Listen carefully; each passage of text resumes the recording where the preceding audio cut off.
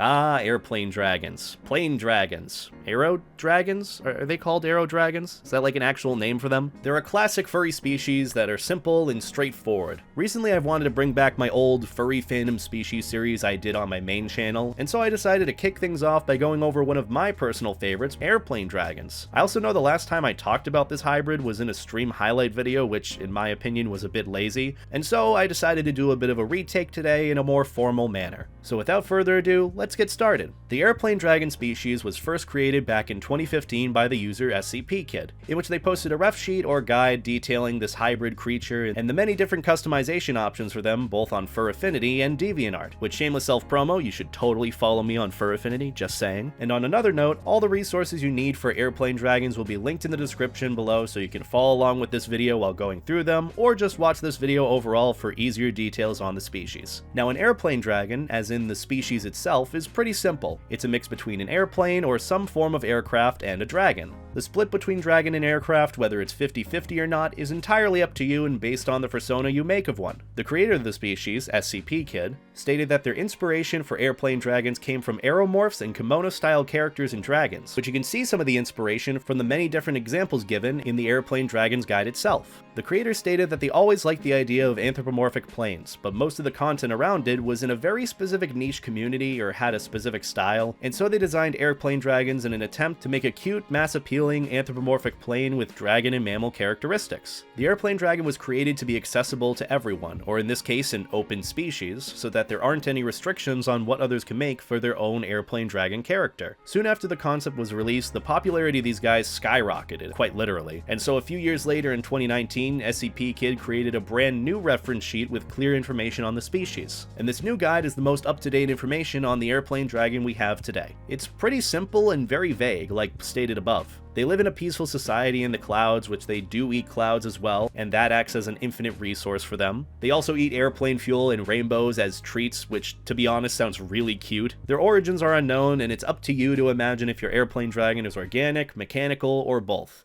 They often visit the ground of Earth, but many spend most of their life in the skies. And they also have a love for racing. So as for making your own airplane dragon fursona or character, they can be designed in any way you want, and this comes directly from the ref sheet. Plane dragons can be designed in any way you want. They are designed as a free and open species, meaning you can make as many as you would like without permission, and to fit your preferences. They can be any colors, markings, body type, or size, from the size of a person to a real-life airplane. They can be based on real-life aircraft or made completely from scratch. You can use them in art, stories, roleplay, fursuits, merch, etc. So from all that, the possibilities for creating a unique airplane dragon character are nearly endless. You have many different options for head shapes, paws, hairstyles, ears, and even the hybrid itself can be a mix between any sort of aircraft and any sort of dragon. You can get completely creative with whatever airplane dragon you want to make, or you can create one based on a real piece of aircraft. Just of course, the only restriction is to not make an airplane dragon with hateful or offensive symbols or design motifs. So like, be creative, but just within reason. We all hopefully know that. And that's what I love about this unofficial furry species. It's meant to be completely open, and the creator behind it gives so many resources for allowing anyone to make one. In fact, they even promoted a little fan universe that was created around the airplane dragon species. Like, there's a full-on document filled with info on the lore and world that people put together for it. And it's not like official canon. I mean, neither is the species. It's not official, the creator doesn't own the idea of an airplane and a dragon mashed together,